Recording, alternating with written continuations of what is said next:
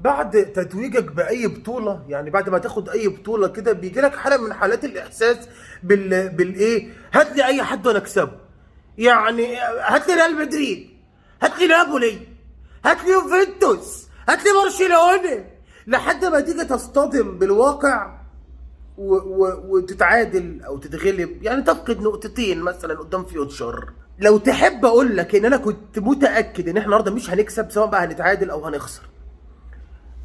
بعد فوزنا بالكونفدراليه اللي الواحد عمل لها فرح لانها بطوله قاريه. اللي عايز يقلل مع نفسه بقى، احنا مش بنقلل من الكونفدراليه وما ينفعش حد يقلل من الكونفدراليه. اي حد عاقل مستحيل يقلل من الكونفدراليه، لكن تتكلم على مستوى الفرق لا. نبص بقى احنا كزملكاويه ننور لنفسنا كشاف.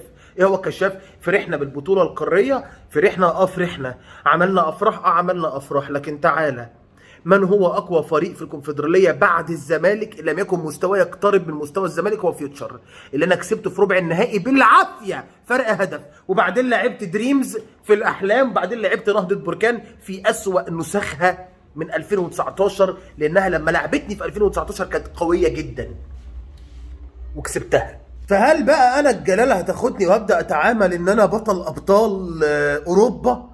معرفش انا معرفش. انت النهارده وقعت تحت ايد مدرب، خلي بالك ده اول ماتش، دي المواجهه السادسه بين الزمالك والفيوتشر. 5 مواجهات سابقه كلهم انتهوا بفوز الزمالك. كان علي ماهر والمدرب البرتغالي اللي تقريبا بنسى اسمه فلومنسيني ولا معرفش اسمه ايه كده، المدرب البرتغالي. الاثنين المدربين دول كانوا بيلعبونا بطريقه غلط. يعني كان علي ماهر طول الوقت بيهاجم، عايز يكسبك، بينضحك لان عنده لعيبه مستواها يقترب من مستوى اللعيبه اللي عندك. ونفس الكلام المدرب البرتغالي، عنده لعيبه امكانياتها عاليه فبيهاجم الزمالك. لكن لما جاب لك طلعت يوسف النهارده اللي قدر يضايقك ويخنقك ويدافع ويلعب على المرتده ويكتل دفاعاته ويجيب جون وينام عليه وبتاع، طريقه اللعب اللي الفرق الكبيره بتكرهها، طريقه اللعب اللي الزمالك بيكرهها دايما. الزمالك بيحب فريق فاتح له الملعب، فريق بيبادروا الهجوم عشان يقدر يخلق له مساحات اللي من خلالها عنده لعيبه تقدر تستغلها. ده ما حصلش. النهارده لا، لقينا فريق قافل لنا المساحات، فريق مش مدينا فرصه ان انا العب مرتدات، ان انا العب معاه على المرتدات واستغل السرعات. ما شفتش الكلام ده. فكانت النتيجه ان انا خسرت نقطتين. رساله الى لاعبو نادي الزمالك: انتم لم تفوزوا بدوري الابطال الافريقي. بطوله الكونفدراليه ما حدش يقدر يقلل منها، لكنها مش قيمه نادي الزمالك، لكنها مش البطوله اللي نادي الزمالك يستحق ان هو ينافس عليها. الكونفدراليه دي بيراميدز ينافس عليها، فيوتشر ينافس عليها، مع كامل احترامي ليهم، زد ينافس عليها.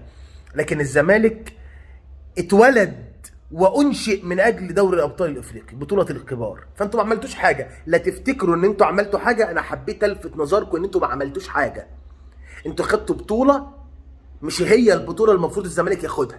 الزمالك المفروض ياخد البطوله الاقدم والاعرق والاقوى والاغلى والاشرس، دوري الابطال.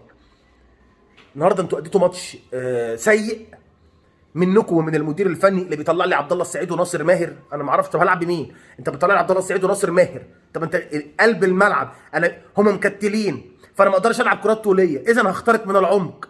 فانت بتطلع الاثنين اللي ممكن يخلوني اصلا اخترق من العمق، امال هلعب بمين؟ بسامسون وناصر منسي. انت جميل قوي، انت جميل قوي يا جوميز. الصراحه جوميز انت امور، خليني اقول لك ان انت امور، بلاش جميل، ماشي؟